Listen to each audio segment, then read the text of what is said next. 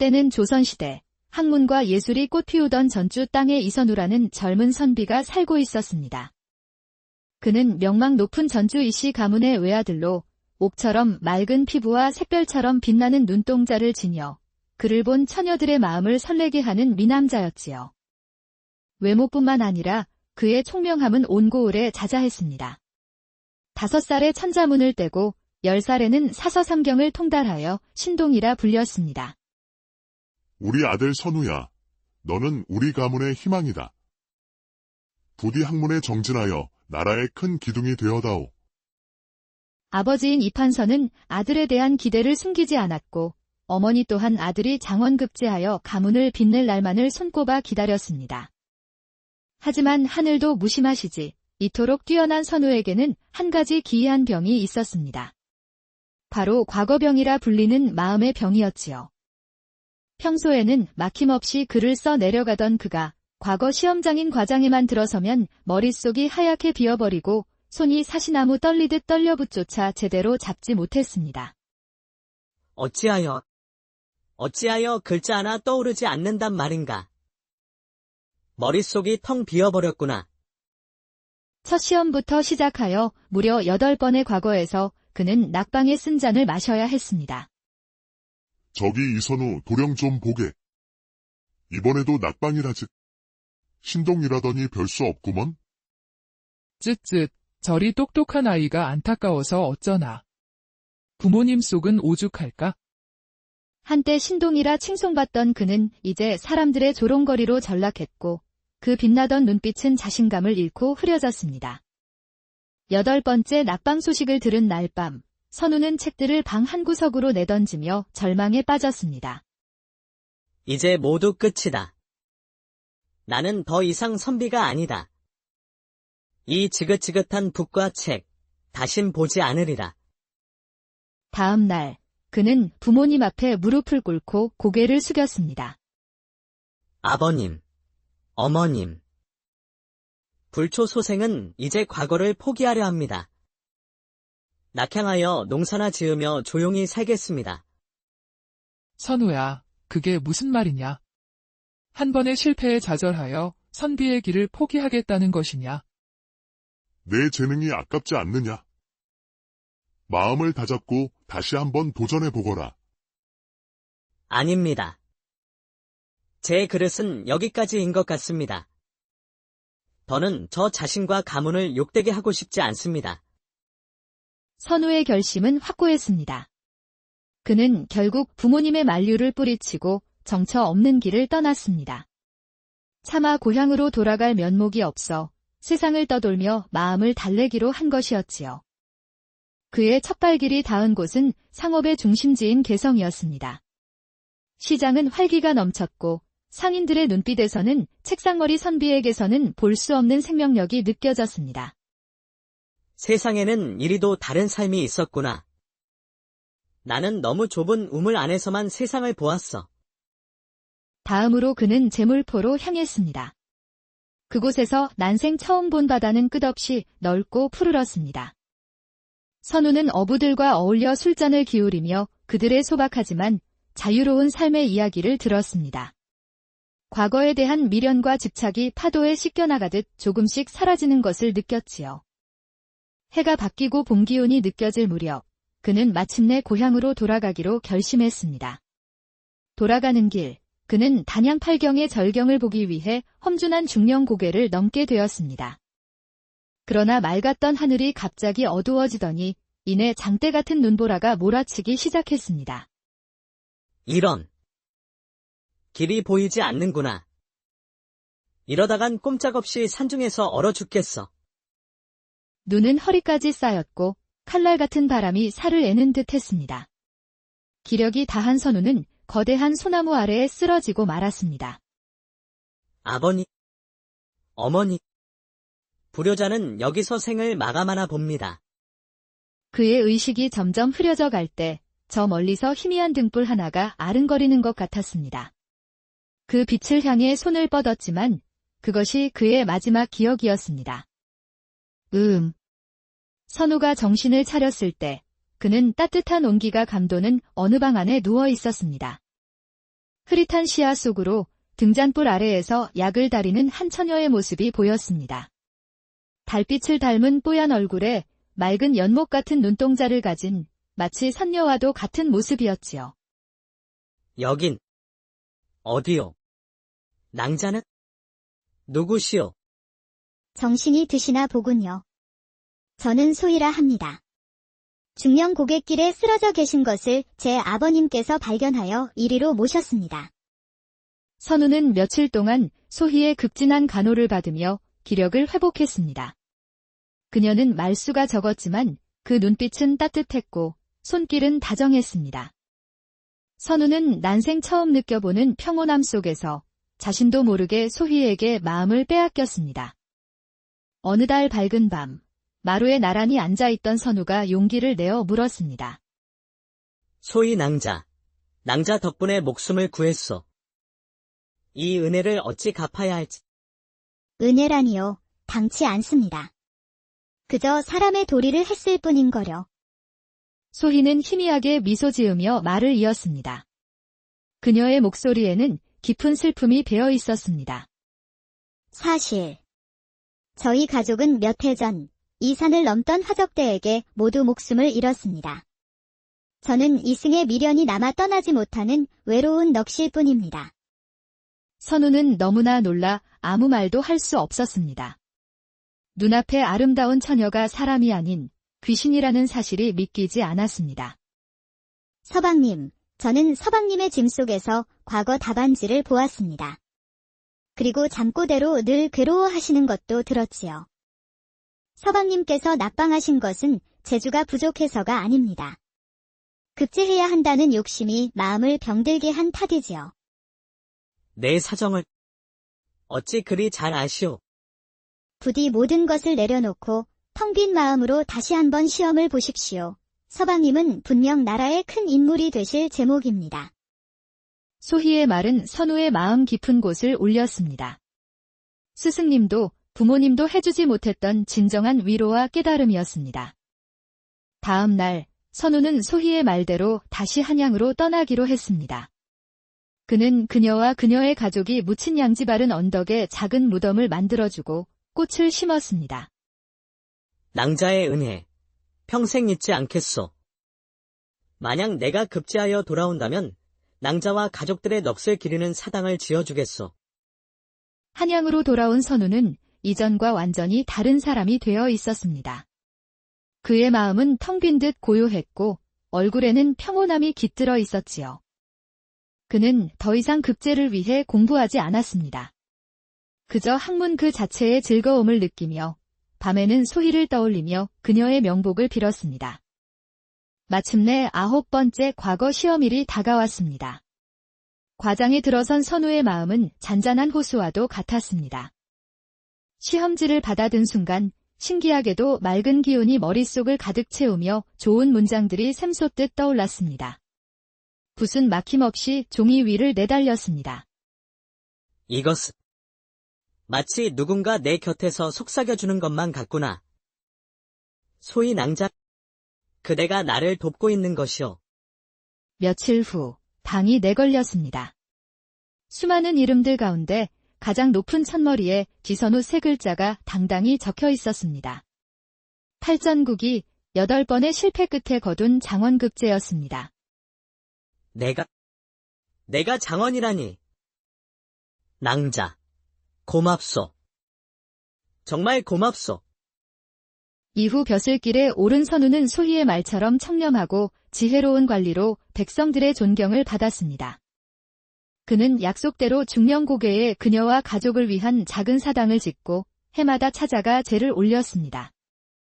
세월은 흘러 백발이 성성한 노인이 된 선우가 죽음을 앞두고 자리에 누웠습니다. 그의 곁을 지키던 가족들이 잠시 자리를 비운 사이 방 안에 은은한 매화향이 감돌았습니다. 선우가 희미하게 눈을 뜨자 침상 곁에 10수년 전과 똑같은 모습의 소희가 미소를 지으면서 있었습니다. 소희, 낭자로구나.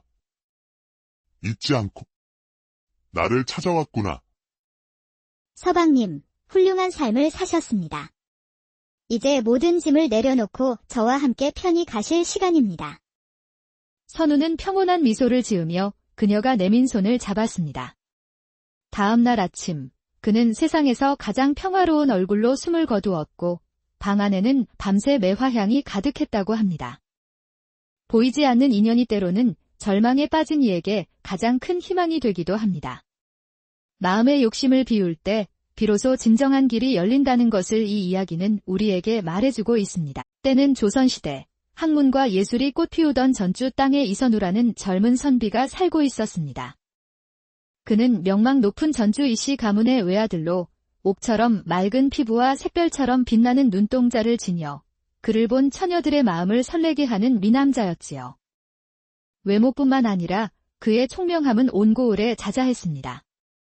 5살에 천자문을 떼고 10살에는 사서삼경을 통달하여 신동이라 불렸습니다. 우리 아들 선우야, 너는 우리 가문의 희망이다. 부디 학문에 정진하여 나라의 큰 기둥이 되어다오. 아버지인 이판서는 아들에 대한 기대를 숨기지 않았고 어머니 또한 아들이 장원급제하여 가문을 빛낼 날만을 손꼽아 기다렸습니다. 하지만 하늘도 무심하시지 이토록 뛰어난 선우에게는 한 가지 기이한 병이 있었습니다. 바로 과거병이라 불리는 마음의 병이었지요. 평소에는 막힘없이 글을 써 내려가던 그가 과거 시험장인 과장에만 들어서면 머릿속이 하얗게 비어버리고 손이 사시나무 떨리듯 떨려붙조차 제대로 잡지 못했습니다. 어찌하여 글자 하나 떠오르지 않는단 말인가. 머릿속이 텅 비어버렸구나. 첫 시험부터 시작하여 무려 8번의 과거에서 그는 낙방에 쓴 잔을 마셔야 했습니다. 저기 이선우 도령 좀 보게. 이번에도 낙방이라즉. 신동이라더니 별 수 없구먼. 쯧쯧, 저리 똑똑한 아이가 안타까워서 어쩌나. 부모님 속은 오죽할까? 한때 신동이라 칭송받던 그는 이제 사람들의 조롱거리로 전락했고 그 빛나던 눈빛은 자신감을 잃고 흐려졌습니다. 8번째 낙방 소식을 들은 날 밤, 선우는 책들을 방 한구석으로 내던지며 절망에 빠졌습니다. 이제 모두 끝이다. 나는 더 이상 선비가 아니다. 이 지긋지긋한 북과 책, 다신 보지 않으리라. 다음 날, 그는 부모님 앞에 무릎을 꿇고 고개를 숙였습니다. 아버님, 어머님. 불초소생은 이제 과거를 포기하려 합니다. 낙향하여 농사나 지으며 조용히 살겠습니다. 선우야, 그게 무슨 말이냐? 한 번의 실패에 좌절하여 선비의 길을 포기하겠다는 것이냐? 내 재능이 아깝지 않느냐? 마음을 다잡고 다시 한번 도전해보거라. 아닙니다. 제 그릇은 여기까지인 것 같습니다. 더는 저 자신과 가문을 욕되게 하고 싶지 않습니다. 선우의 결심은 확고했습니다. 그는 결국 부모님의 만류를 뿌리치고 정처 없는 길을 떠났습니다. 차마 고향으로 돌아갈 면목이 없어 세상을 떠돌며 마음을 달래기로 한 것이었지요. 그의 첫발길이 닿은 곳은 상업의 중심지인 개성이었습니다. 시장은 활기가 넘쳤고 상인들의 눈빛에서는 책상머리 선비에게서는 볼 수 없는 생명력이 느껴졌습니다. 세상에는 이리도 다른 삶이 있었구나. 나는 너무 좁은 우물 안에서만 세상을 보았어. 다음으로 그는 제물포로 향했습니다. 그곳에서 난생 처음 본 바다는 끝없이 넓고 푸르렀습니다. 선우는 어부들과 어울려 술잔을 기울이며 그들의 소박하지만 자유로운 삶의 이야기를 들었습니다. 과거에 대한 미련과 집착이 파도에 씻겨나가듯 조금씩 사라지는 것을 느꼈지요. 해가 바뀌고 봄 기운이 느껴질 무렵, 그는 마침내 고향으로 돌아가기로 결심했습니다. 돌아가는 길, 그는 단양팔경의 절경을 보기 위해 험준한 중령고개를 넘게 되었습니다. 그러나 맑았던 하늘이 갑자기 어두워지더니 이내 장대 같은 눈보라가 몰아치기 시작했습니다. 이런. 길이 보이지 않는구나. 이러다간 꼼짝없이 산중에서 얼어 죽겠어. 눈은 허리까지 쌓였고 칼날 같은 바람이 살을 애는 듯 했습니다. 기력이 다한 선우는 거대한 소나무 아래에 쓰러지고 말았습니다. 아버님, 어머니. 불효자는 여기서 생을 마감하나 봅니다. 그의 의식이 점점 흐려져 갈 때 저 멀리서 희미한 등불 하나가 아른거리는 것 같았습니다. 그 빛을 향해 손을 뻗었지만 그것이 그의 마지막 기억이었습니다. 선우가 정신을 차렸을 때 그는 따뜻한 온기가 감도는 어느 방 안에 누워 있었습니다. 흐릿한 시야 속으로 등잔불 아래에서 약을 다리는 한 처녀의 모습이 보였습니다. 달빛을 닮은 뽀얀 얼굴에 맑은 연못 같은 눈동자를 가진 마치 선녀와도 같은 모습이었지요. 여긴 어디요? 낭자는? 누구시오? 정신이 드시나 보군요. 저는 소희라 합니다. 중령 고갯길에 쓰러져 계신 것을 제 아버님께서 발견하여 이리로 모셨습니다. 선우는 며칠 동안 소희의 극진한 간호를 받으며 기력을 회복했습니다. 그녀는 말수가 적었지만 그 눈빛은 따뜻했고 손길은 다정했습니다. 선우는 난생 처음 느껴보는 평온함 속에서 자신도 모르게 소희에게 마음을 빼앗겼습니다. 어느 달 밝은 밤, 마루에 나란히 앉아있던 선우가 용기를 내어 물었습니다. 소희 낭자. 낭자 덕분에 목숨을 구했소. 이 은혜를 어찌 갚아야 할지. 은혜라니요, 당치 않습니다. 그저 사람의 도리를 했을 뿐인거려. 소희는 희미하게 미소 지으며 말을 이었습니다. 그녀의 목소리에는 깊은 슬픔이 배어 있었습니다. 사실 저희 가족은 몇 해 전 이 산을 넘던 화적대에게 모두 목숨을 잃었습니다. 저는 이승의 미련이 남아 떠나지 못하는 외로운 넋일 뿐입니다. 선우는 너무나 놀라 아무 말도 할 수 없었습니다. 눈앞에 아름다운 처녀가 사람이 아닌 귀신이라는 사실이 믿기지 않았습니다. 서방님, 저는 서방님의 짐 속에서 과거 답안지를 보았습니다. 그리고 잠꼬대로 늘 괴로워하시는 것도 들었지요. 서방님께서 낙방하신 것은 재주가 부족해서가 아닙니다. 급제해야 한다는 욕심이 마음을 병들게 한 탓이지요. 내 사정을 어찌 그리 잘 아시오? 부디 모든 것을 내려놓고 텅 빈 마음으로 다시 한번 시험을 보십시오. 서방님은 분명 나라의 큰 인물이 되실 제목입니다. 소희의 말은 선우의 마음 깊은 곳을 울렸습니다. 스승님도 부모님도 해주지 못했던 진정한 위로와 깨달음이었습니다. 다음 날 선우는 소희의 말대로 다시 한양으로 떠나기로 했습니다. 그는 그녀와 그녀의 가족이 묻힌 양지 바른 언덕에 작은 무덤을 만들어주고 꽃을 심었습니다. 낭자의 은혜, 평생 잊지 않겠소. 만약 내가 급제하여 돌아온다면 낭자와 가족들의 넋을 기리는 사당을 지어주겠소. 한양으로 돌아온 선우는 이전과 완전히 다른 사람이 되어 있었습니다.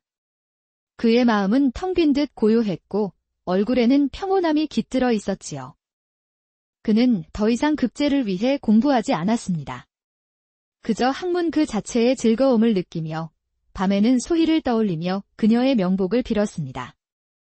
마침내 9번째 과거 시험일이 다가왔습니다. 과장에 들어선 선우의 마음은 잔잔한 호수와도 같았습니다. 시험지를 받아든 순간 신기하게도 맑은 기운이 머릿속을 가득 채우며 좋은 문장들이 샘솟듯 떠올랐습니다. 붓은 막힘없이 종이 위를 내달렸습니다. 이것은 마치 누군가 내 곁에서 속삭여주는 것만 같구나. 소희 낭자, 그대가 나를 돕고 있는 것이오. 며칠 후 방이 내걸렸습니다. 수많은 이름들 가운데 가장 높은 첫머리에 지선우 세 글자가 당당히 적혀 있었습니다. 탈전국이 8번의 실패 끝에 거둔 장원급제였습니다. 내가 장원이라니. 낭자, 고맙소. 정말 고맙소. 이후 벼슬길에 오른 선우는 소희의 말처럼 청렴하고 지혜로운 관리로 백성들의 존경을 받았습니다. 그는 약속대로 중령고개에 그녀와 가족을 위한 작은 사당을 짓고 해마다 찾아가 제를 올렸습니다. 세월은 흘러 백발이 성성한 노인이 된 선우가 죽음을 앞두고 자리에 누웠습니다. 그의 곁을 지키던 가족들이 잠시 자리를 비운 사이 방 안에 은은한 매화향이 감돌았습니다. 선우가 희미하게 눈을 뜨자 침상 곁에 10수년 전과 똑같은 모습의 소희가 미소를 지으면서 있었습니다. 소희, 낭자로구나. 잊지 않고 나를 찾아왔구나. 서방님, 훌륭한 삶을 사셨습니다. 이제 모든 짐을 내려놓고 저와 함께 편히 가실 시간입니다. 선우는 평온한 미소를 지으며 그녀가 내민 손을 잡았습니다. 다음 날 아침, 그는 세상에서 가장 평화로운 얼굴로 숨을 거두었고 방 안에는 밤새 매화향이 가득했다고 합니다. 보이지 않는 인연이 때로는 절망에 빠진 이에게 가장 큰 희망이 되기도 합니다. 마음의 욕심을 비울 때 비로소 진정한 길이 열린다는 것을 이 이야기는 우리에게 말해주고 있습니다. 때는 조선시대, 학문과 예술이 꽃피우던 전주 땅에 이선우라는 젊은 선비가 살고 있었습니다. 그는 명망 높은 전주 이씨 가문의 외아들로 옥처럼 맑은 피부와 샛별처럼 빛나는 눈동자를 지녀 그를 본 처녀들의 마음을 설레게 하는 미남자였지요. 외모뿐만 아니라 그의 총명함은 온 고을에 자자했습니다. 5살에 천자문을 떼고 10살에는 사서삼경을 통달하여 신동이라 불렸습니다. 우리 아들 선우야, 너는 우리 가문의 희망이다. 부디 학문에 정진하여 나라의 큰 기둥이 되어다오. 아버지인 이판서는 아들에 대한 기대를 숨기지 않았고 어머니 또한 아들이 장원급제하여 가문을 빛낼 날만을 손꼽아 기다렸습니다. 하지만 하늘도 무심하시지 이토록 뛰어난 선우에게는 한 가지 기이한 병이 있었습니다. 바로 과거병이라 불리는 마음의 병이었지요. 평소에는 막힘없이 글을 써 내려가던 그가 과거 시험장인 과장에만 들어서면 머릿속이 하얗게 비어버리고 손이 사시나무 떨리듯 떨려붙조차 제대로 잡지 못했습니다. 어찌하여 글자 하나 떠오르지 않는단 말인가. 머릿속이 텅 비어버렸구나. 첫 시험부터 시작하여 무려 8번의 과거에서 그는 낙방에 쓴 잔을 마셔야 했습니다. 저기 이선우 도령 좀 보게. 이번에도 낙방이라즉. 신동이라더니 별 수 없구먼. 쯧쯧, 저리 똑똑한 아이가 안타까워서 어쩌나. 부모님 속은 오죽할까? 한때 신동이라 칭송받던 그는 이제 사람들의 조롱거리로 전락했고 그 빛나던 눈빛은 자신감을 잃고 흐려졌습니다. 8번째 낙방 소식을 들은 날 밤, 선우는 책들을 방 한구석으로 내던지며 절망에 빠졌습니다. 이제 모두 끝이다. 나는 더 이상 선비가 아니다. 이 지긋지긋한 북과 책, 다신 보지 않으리라. 다음 날, 그는 부모님 앞에 무릎을 꿇고 고개를 숙였습니다. 아버님, 어머님. 불초소생은 이제 과거를 포기하려 합니다. 낙향하여 농사나 지으며 조용히 살겠습니다. 선우야, 그게 무슨 말이냐?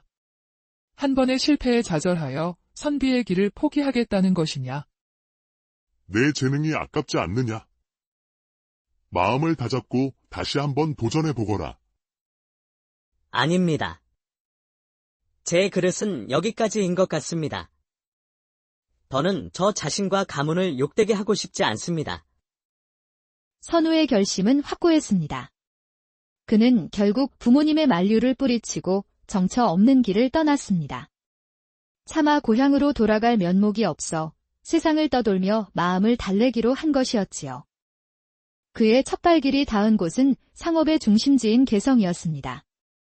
시장은 활기가 넘쳤고 상인들의 눈빛에서는 책상머리 선비에게서는 볼 수 없는 생명력이 느껴졌습니다. 세상에는 이리도 다른 삶이 있었구나. 나는 너무 좁은 우물 안에서만 세상을 보았어. 다음으로 그는 제물포로 향했습니다. 그곳에서 난생 처음 본 바다는 끝없이 넓고 푸르렀습니다. 선우는 어부들과 어울려 술잔을 기울이며 그들의 소박하지만 자유로운 삶의 이야기를 들었습니다. 과거에 대한 미련과 집착이 파도에 씻겨나가듯 조금씩 사라지는 것을 느꼈지요. 해가 바뀌고 봄 기운이 느껴질 무렵, 그는 마침내 고향으로 돌아가기로 결심했습니다. 돌아가는 길, 그는 단양팔경의 절경을 보기 위해 험준한 중령 고개를 넘게 되었습니다. 그러나 맑았던 하늘이 갑자기 어두워지더니 이내 장대 같은 눈보라가 몰아치기 시작했습니다. 이런. 길이 보이지 않는구나. 이러다간 꼼짝없이 산중에서 얼어 죽겠어. 눈은 허리까지 쌓였고 칼날 같은 바람이 살을 애는 듯 했습니다. 기력이 다한 선우는 거대한 소나무 아래에 쓰러지고 말았습니다. 아버님, 어머니, 불효자는 여기서 생을 마감하나 봅니다. 그의 의식이 점점 흐려져 갈 때 저 멀리서 희미한 등불 하나가 아른거리는 것 같았습니다. 그 빛을 향해 손을 뻗었지만 그것이 그의 마지막 기억이었습니다. 선우가 정신을 차렸을 때 그는 따뜻한 온기가 감도는 어느 방 안에 누워 있었습니다. 흐릿한 시야 속으로 등잔불 아래에서 약을 다리는 한 처녀의 모습이 보였습니다. 달빛을 닮은 뽀얀 얼굴에 맑은 연못 같은 눈동자를 가진 마치 선녀와도 같은 모습이었지요. 여긴 어디요? 낭자는? 누구시오? 정신이 드시나 보군요. 저는 소희라 합니다. 중령 고갯길에 쓰러져 계신 것을 제 아버님께서 발견하여 이리로 모셨습니다. 선우는 며칠 동안 소희의 극진한 간호를 받으며 기력을 회복했습니다. 그녀는 말수가 적었지만 그 눈빛은 따뜻했고 손길은 다정했습니다.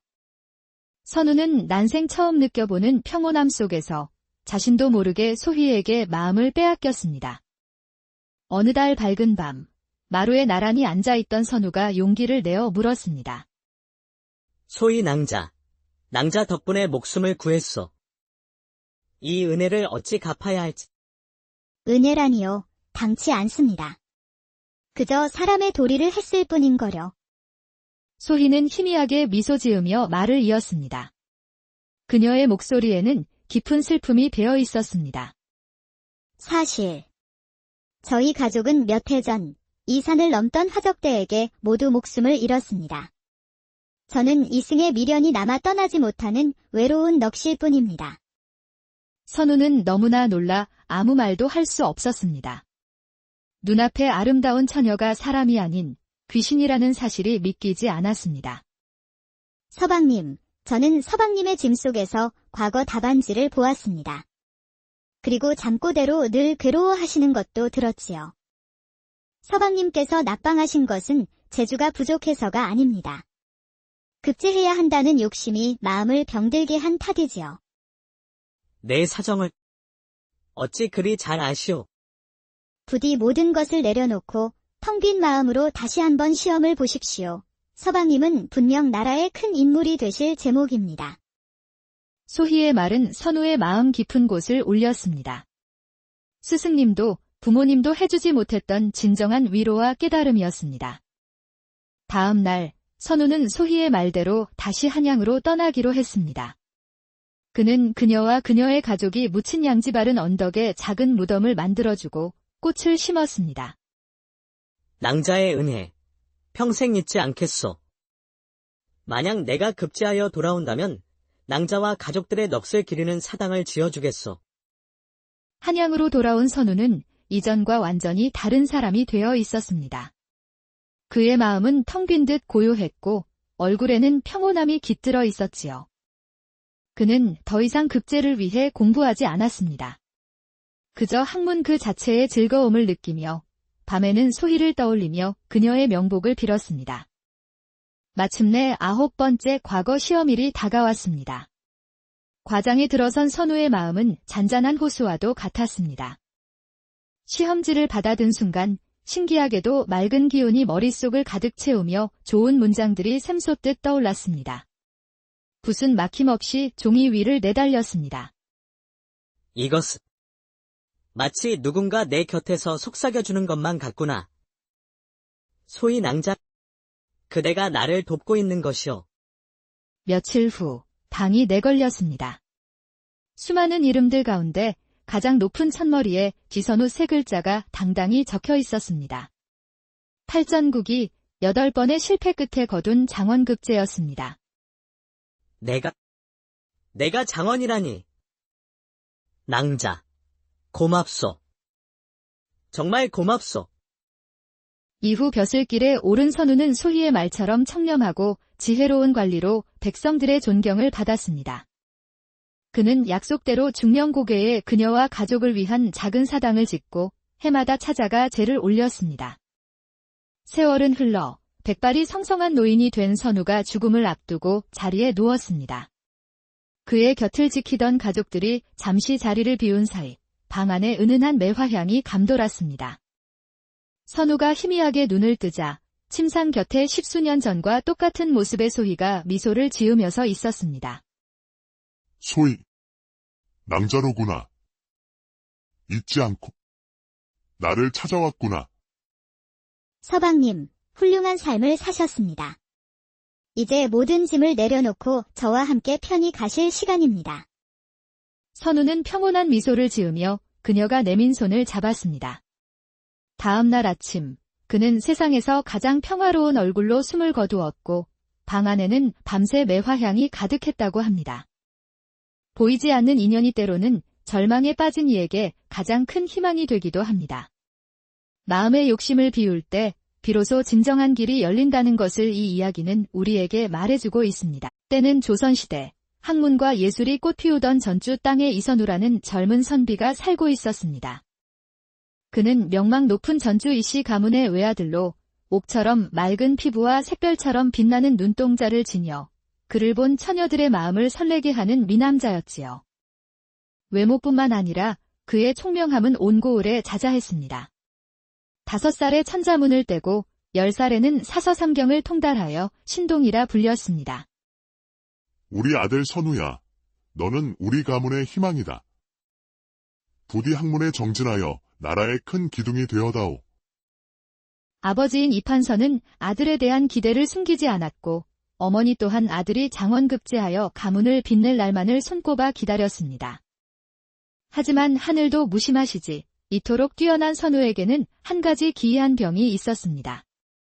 바로 과거병이라 불리는 마음의 병이었지요. 평소에는 막힘없이 글을 써 내려가던 그가 과거 시험장인 과장에만 들어서면 머릿속이 하얗게 비어버리고 손이 사시나무 떨리듯 떨려붙조차 제대로 잡지 못했습니다. 어찌하여 글자 하나 떠오르지 않는단 말인가. 머릿속이 텅 비어버렸구나. 첫 시험부터 시작하여 무려 8번의 과거에서 그는 낙방에 쓴 잔을 마셔야 했습니다. 저기 이선우 도령 좀 보게. 이번에도 낙방이라지. 신동이라더니 별 수 없구먼. 쯧쯧, 저리 똑똑한 아이가 안타까워서 어쩌나. 부모님 속은 오죽할까?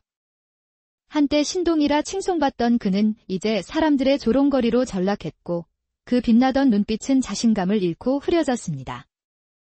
8번째 낙방 소식을 들은 날 밤, 선우는 책들을 방 한구석으로 내던지며 절망에 빠졌습니다. 이제 모두 끝이다. 나는 더 이상 선비가 아니다. 이 지긋지긋한 북과 책, 다신 보지 않으리라. 다음 날, 그는 부모님 앞에 무릎을 꿇고 고개를 숙였습니다. 아버님, 어머님. 불초소생은 이제 과거를 포기하려 합니다. 낙향하여 농사나 지으며 조용히 살겠습니다. 선우야, 그게 무슨 말이냐? 한 번의 실패에 좌절하여 선비의 길을 포기하겠다는 것이냐? 내 재능이 아깝지 않느냐? 마음을 다잡고 다시 한번 도전해보거라. 아닙니다. 제 그릇은 여기까지인 것 같습니다. 더는 저 자신과 가문을 욕되게 하고 싶지 않습니다. 선우의 결심은 확고했습니다. 그는 결국 부모님의 만류를 뿌리치고 정처 없는 길을 떠났습니다. 차마 고향으로 돌아갈 면목이 없어 세상을 떠돌며 마음을 달래기로 한 것이었지요. 그의 첫발길이 닿은 곳은 상업의 중심지인 개성이었습니다. 시장은 활기가 넘쳤고 상인들의 눈빛에서는 책상머리 선비에게서는 볼 수 없는 생명력이 느껴졌습니다. 세상에는 이리도 다른 삶이 있었구나. 나는 너무 좁은 우물 안에서만 세상을 보았어. 다음으로 그는 제물포로 향했습니다. 그곳에서 난생 처음 본 바다는 끝없이 넓고 푸르렀습니다. 선우는 어부들과 어울려 술잔을 기울이며 그들의 소박하지만 자유로운 삶의 이야기를 들었습니다. 과거에 대한 미련과 집착이 파도에 씻겨나가듯 조금씩 사라지는 것을 느꼈지요. 해가 바뀌고 봄 기운이 느껴질 무렵, 그는 마침내 고향으로 돌아가기로 결심했습니다. 돌아가는 길, 그는 단양팔경의 절경을 보기 위해 험준한 중령 고개를 넘게 되었습니다. 그러나 맑았던 하늘이 갑자기 어두워지더니 이내 장대 같은 눈보라가 몰아치기 시작했습니다. 이런. 길이 보이지 않는구나. 이러다간 꼼짝없이 산중에서 얼어 죽겠어. 눈은 허리까지 쌓였고 칼날 같은 바람이 살을 애는 듯 했습니다. 기력이 다한 선우는 거대한 소나무 아래에 쓰러지고 말았습니다. 아버님, 어머니, 불효자는 여기서 생을 마감하나 봅니다. 그의 의식이 점점 흐려져 갈 때 저 멀리서 희미한 등불 하나가 아른거리는 것 같았습니다. 그 빛을 향해 손을 뻗었지만 그것이 그의 마지막 기억이었습니다. 선우가 정신을 차렸을 때 그는 따뜻한 온기가 감도는 어느 방 안에 누워 있었습니다. 흐릿한 시야 속으로 등잔불 아래에서 약을 다리는 한 처녀의 모습이 보였습니다. 달빛을 닮은 뽀얀 얼굴에 맑은 연못 같은 눈동자를 가진 마치 선녀와도 같은 모습이었지요. 여긴 어디요? 낭자는? 누구시오? 정신이 드시나 보군요. 저는 소희라 합니다. 중령 고갯길에 쓰러져 계신 것을 제 아버님께서 발견하여 이리로 모셨습니다. 선우는 며칠 동안 소희의 극진한 간호를 받으며 기력을 회복했습니다. 그녀는 말수가 적었지만 그 눈빛은 따뜻했고 손길은 다정했습니다. 선우는 난생 처음 느껴보는 평온함 속에서 자신도 모르게 소희에게 마음을 빼앗겼습니다. 어느 달 밝은 밤, 마루에 나란히 앉아있던 선우가 용기를 내어 물었습니다. 소희 낭자 덕분에 목숨을 구했소. 이 은혜를 어찌 갚아야 할지. 은혜라니요, 당치 않습니다. 그저 사람의 도리를 했을 뿐인거려. 소희는 희미하게 미소 지으며 말을 이었습니다. 그녀의 목소리에는 깊은 슬픔이 배어 있었습니다. 사실 저희 가족은 몇 해 전 이 산을 넘던 화적대에게 모두 목숨을 잃었습니다. 저는 이승의 미련이 남아 떠나지 못하는 외로운 넋일 뿐입니다. 선우는 너무나 놀라 아무 말도 할 수 없었습니다. 눈앞에 아름다운 처녀가 사람이 아닌 귀신이라는 사실이 믿기지 않았습니다. 서방님, 저는 서방님의 짐 속에서 과거 답안지를 보았습니다. 그리고 잠꼬대로 늘 괴로워하시는 것도 들었지요. 서방님께서 낙방하신 것은 재주가 부족해서가 아닙니다. 급제해야 한다는 욕심이 마음을 병들게 한 탓이지요. 내 사정을 어찌 그리 잘 아시오? 부디 모든 것을 내려놓고 텅 빈 마음으로 다시 한번 시험을 보십시오. 서방님은 분명 나라의 큰 인물이 되실 제목입니다. 소희의 말은 선우의 마음 깊은 곳을 울렸습니다. 스승님도 부모님도 해주지 못했던 진정한 위로와 깨달음이었습니다. 다음 날, 선우는 소희의 말대로 다시 한양으로 떠나기로 했습니다. 그는 그녀와 그녀의 가족이 묻힌 양지 바른 언덕에 작은 무덤을 만들어주고 꽃을 심었습니다. 낭자의 은혜, 평생 잊지 않겠소. 만약 내가 급제하여 돌아온다면 낭자와 가족들의 넋을 기리는 사당을 지어주겠소. 한양으로 돌아온 선우는 이전과 완전히 다른 사람이 되어 있었습니다. 그의 마음은 텅 빈 듯 고요했고 얼굴에는 평온함이 깃들어 있었지요. 그는 더 이상 급제를 위해 공부하지 않았습니다. 그저 학문 그 자체의 즐거움을 느끼며 밤에는 소희를 떠올리며 그녀의 명복을 빌었습니다. 마침내 9번째 과거 시험일이 다가왔습니다. 과장에 들어선 선우의 마음은 잔잔한 호수와도 같았습니다. 시험지를 받아든 순간 신기하게도 맑은 기운이 머릿속을 가득 채우며 좋은 문장들이 샘솟듯 떠올랐습니다. 붓은 막힘없이 종이 위를 내달렸습니다. 이것은 마치 누군가 내 곁에서 속삭여주는 것만 같구나. 소희 낭자, 그대가 나를 돕고 있는 것이오. 며칠 후 방이 내걸렸습니다. 수많은 이름들 가운데 가장 높은 첫머리에 기선우 세 글자가 당당히 적혀 있었습니다. 탈전국이 8번의 실패 끝에 거둔 장원급제였습니다. 내가 장원이라니. 낭자, 고맙소. 정말 고맙소. 이후 벼슬길에 오른 선우는 소희의 말처럼 청렴하고 지혜로운 관리로 백성들의 존경을 받았습니다. 그는 약속대로 중령고개에 그녀와 가족을 위한 작은 사당을 짓고 해마다 찾아가 제를 올렸습니다. 세월은 흘러 백발이 성성한 노인이 된 선우가 죽음을 앞두고 자리에 누웠습니다. 그의 곁을 지키던 가족들이 잠시 자리를 비운 사이 방 안에 은은한 매화향이 감돌았습니다. 선우가 희미하게 눈을 뜨자 침상 곁에 10수년 전과 똑같은 모습의 소희가 미소를 지으면서 있었습니다. 소희, 낭자로구나. 잊지 않고 나를 찾아왔구나.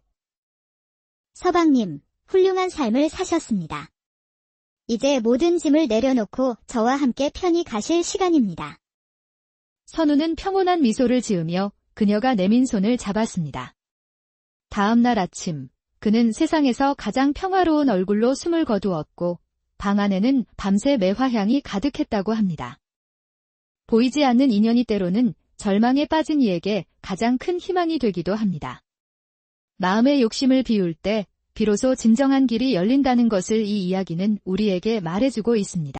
때는 조선시대, 학문과 예술이 꽃피우던 전주 땅에 이선우라는 젊은 선비가 살고 있었습니다. 그는 명망 높은 전주 이씨 가문의 외아들로 옥처럼 맑은 피부와 샛별처럼 빛나는 눈동자를 지녀 그를 본 처녀들의 마음을 설레게 하는 미남자였지요.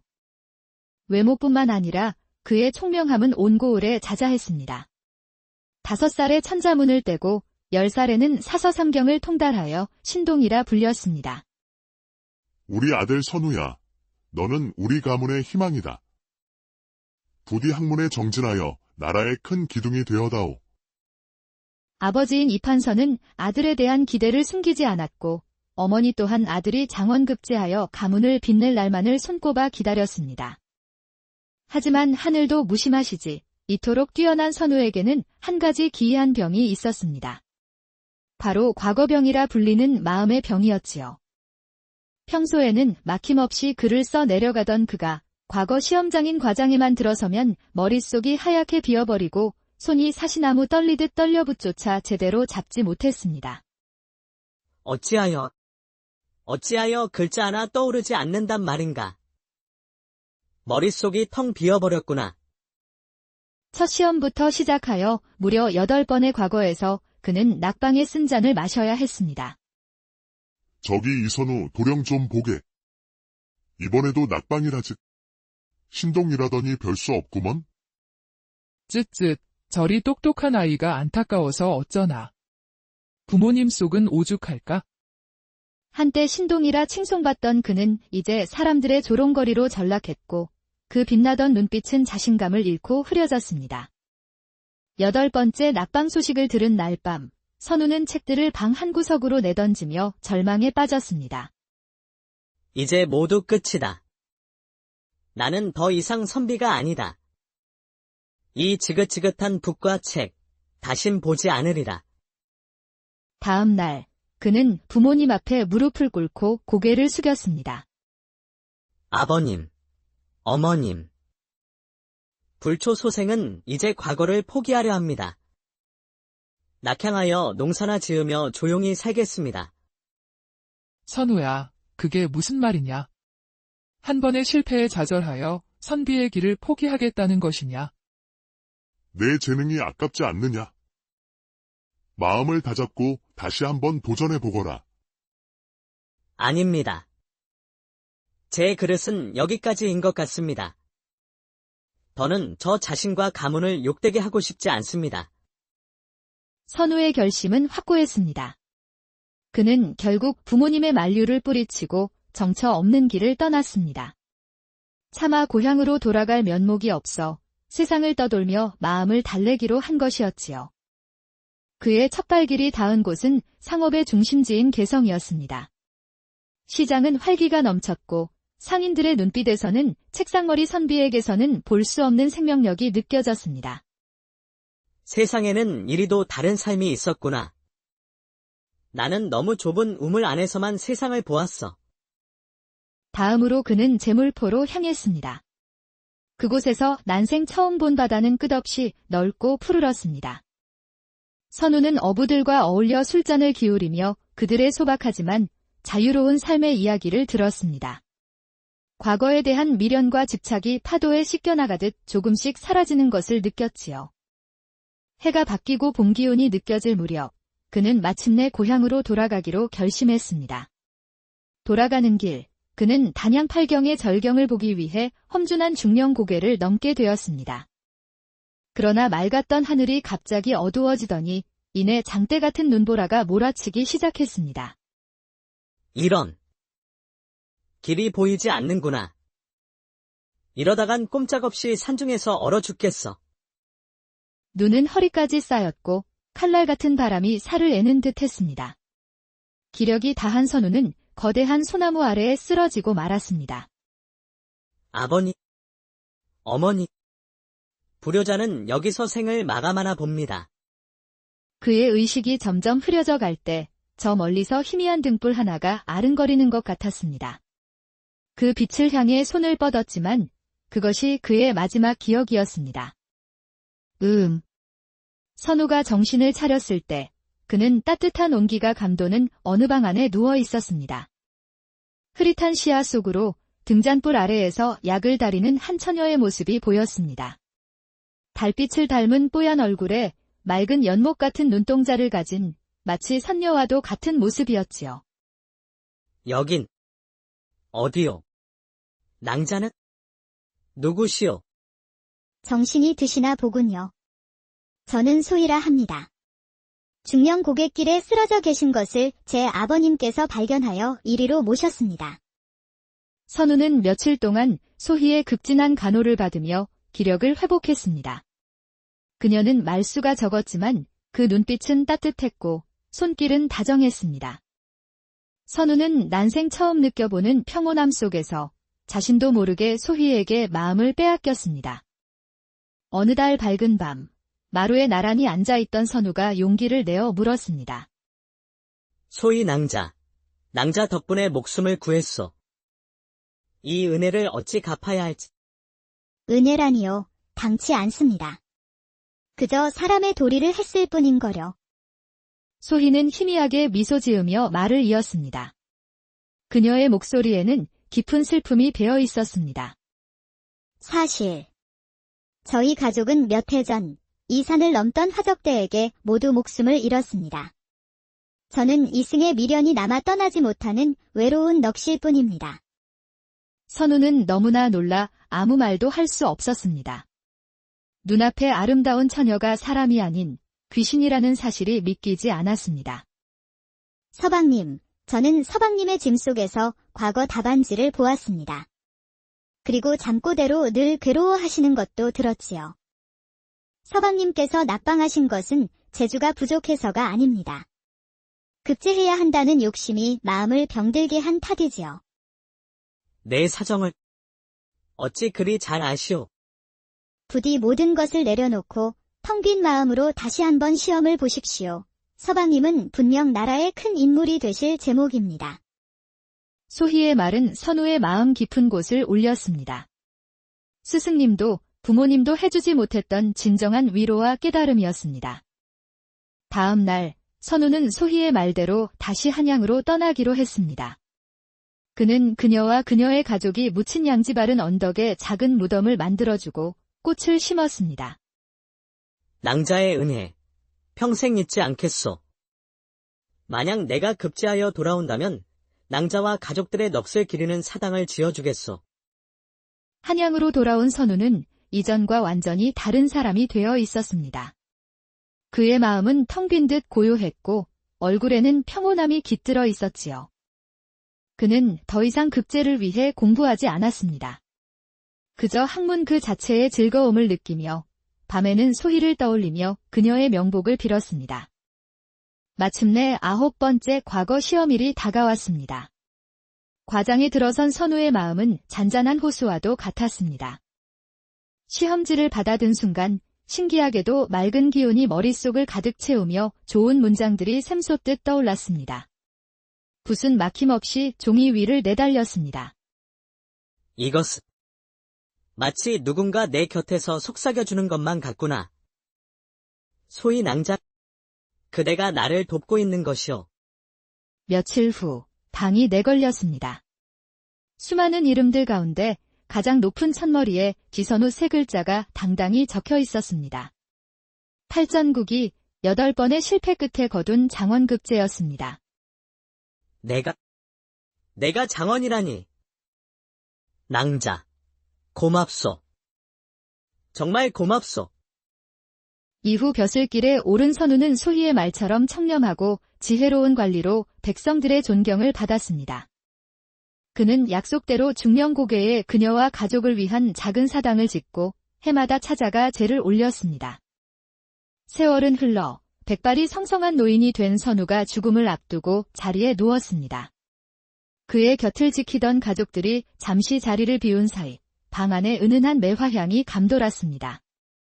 선우가 희미하게 눈을 뜨자 침상 곁에 10수년 전과 똑같은 모습의 소희가 미소를 지으면서 있었습니다.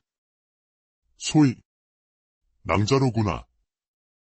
잊지 않고 나를 찾아왔구나. 서방님, 훌륭한 삶을 사셨습니다. 이제 모든 짐을 내려놓고 저와 함께 편히 가실 시간입니다. 선우는 평온한 미소를 지으며 그녀가 내민 손을 잡았습니다. 다음 날 아침, 그는 세상에서 가장 평화로운 얼굴로 숨을 거두었고 방 안에는 밤새 매화향이 가득했다고 합니다. 보이지 않는 인연이 때로는 절망에 빠진 이에게 가장 큰 희망이 되기도 합니다. 마음의 욕심을 비울 때 비로소 진정한 길이 열린다는 것을 이 이야기는 우리에게 말해주고 있습니다. 때는 조선시대, 학문과 예술이 꽃피우던 전주 땅에 이선우라는 젊은 선비가 살고 있었습니다. 그는 명망 높은 전주 이씨 가문의 외아들로 옥처럼 맑은 피부와 샛별처럼 빛나는 눈동자를 지녀 그를 본 처녀들의 마음을 설레게 하는 미남자였지요. 외모뿐만 아니라 그의 총명함은 온 고을에 자자했습니다. 5살에 천자문을 떼고 10살에는 사서삼경을 통달하여 신동이라 불렸습니다. 우리 아들 선우야, 너는 우리 가문의 희망이다. 부디 학문에 정진하여 나라의 큰 기둥이 되어다오. 아버지인 이판서는 아들에 대한 기대를 숨기지 않았고 어머니 또한 아들이 장원급제하여 가문을 빛낼 날만을 손꼽아 기다렸습니다. 하지만 하늘도 무심하시지 이토록 뛰어난 선우에게는 한 가지 기이한 병이 있었습니다. 바로 과거병이라 불리는 마음의 병이었지요. 평소에는 막힘없이 글을 써 내려가던 그가 과거 시험장인 과장에만 들어서면 머릿속이 하얗게 비어버리고 손이 사시나무 떨리듯 떨려붙조차 제대로 잡지 못했습니다. 어찌하여 글자 하나 떠오르지 않는단 말인가. 머릿속이 텅 비어버렸구나. 첫 시험부터 시작하여 무려 8번의 과거에서 그는 낙방에 쓴 잔을 마셔야 했습니다. 저기 이선우 도령 좀 보게. 이번에도 낙방이라즉. 신동이라더니 별 수 없구먼. 쯧쯧, 저리 똑똑한 아이가 안타까워서 어쩌나. 부모님 속은 오죽할까? 한때 신동이라 칭송받던 그는 이제 사람들의 조롱거리로 전락했고 그 빛나던 눈빛은 자신감을 잃고 흐려졌습니다. 8번째 낙방 소식을 들은 날 밤, 선우는 책들을 방 한구석으로 내던지며 절망에 빠졌습니다. 이제 모두 끝이다. 나는 더 이상 선비가 아니다. 이 지긋지긋한 붓과 책, 다신 보지 않으리라. 다음 날, 그는 부모님 앞에 무릎을 꿇고 고개를 숙였습니다. 아버님, 어머님. 불초소생은 이제 과거를 포기하려 합니다. 낙향하여 농사나 지으며 조용히 살겠습니다. 선우야, 그게 무슨 말이냐? 한 번의 실패에 좌절하여 선비의 길을 포기하겠다는 것이냐? 내 재능이 아깝지 않느냐? 마음을 다잡고 다시 한번 도전해보거라. 아닙니다. 제 그릇은 여기까지인 것 같습니다. 더는 저 자신과 가문을 욕되게 하고 싶지 않습니다. 선우의 결심은 확고했습니다. 그는 결국 부모님의 만류를 뿌리치고 정처 없는 길을 떠났습니다. 차마 고향으로 돌아갈 면목이 없어 세상을 떠돌며 마음을 달래기로 한 것이었지요. 그의 첫 발길이 닿은 곳은 상업의 중심지인 개성이었습니다. 시장은 활기가 넘쳤고 상인들의 눈빛에서는 책상머리 선비에게서는 볼 수 없는 생명력이 느껴졌습니다. 세상에는 이리도 다른 삶이 있었구나. 나는 너무 좁은 우물 안에서만 세상을 보았어. 다음으로 그는 제물포로 향했습니다. 그곳에서 난생 처음 본 바다는 끝없이 넓고 푸르렀습니다. 선우는 어부들과 어울려 술잔을 기울이며 그들의 소박하지만 자유로운 삶의 이야기를 들었습니다. 과거에 대한 미련과 집착이 파도에 씻겨나가듯 조금씩 사라지는 것을 느꼈지요. 해가 바뀌고 봄 기운이 느껴질 무렵, 그는 마침내 고향으로 돌아가기로 결심했습니다. 돌아가는 길, 그는 단양팔경의 절경을 보기 위해 험준한 중령고개를 넘게 되었습니다. 그러나 맑았던 하늘이 갑자기 어두워지더니 이내 장대 같은 눈보라가 몰아치기 시작했습니다. 이런. 길이 보이지 않는구나. 이러다간 꼼짝없이 산중에서 얼어 죽겠어. 눈은 허리까지 쌓였고 칼날 같은 바람이 살을 애는 듯 했습니다. 기력이 다한 선우는 거대한 소나무 아래에 쓰러지고 말았습니다. 아버님, 어머니, 불효자는 여기서 생을 마감하나 봅니다. 그의 의식이 점점 흐려져 갈 때 저 멀리서 희미한 등불 하나가 아른거리는 것 같았습니다. 그 빛을 향해 손을 뻗었지만 그것이 그의 마지막 기억이었습니다. 선우가 정신을 차렸을 때 그는 따뜻한 온기가 감도는 어느 방 안에 누워 있었습니다. 흐릿한 시야 속으로 등잔불 아래에서 약을 다리는 한 처녀의 모습이 보였습니다. 달빛을 닮은 뽀얀 얼굴에 맑은 연못 같은 눈동자를 가진 마치 선녀와도 같은 모습이었지요. 여긴 어디요? 낭자는? 누구시오? 정신이 드시나 보군요. 저는 소희라 합니다.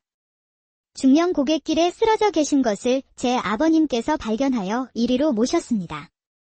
선우는 며칠 동안 소희의 극진한 간호를 받으며 기력을 회복했습니다.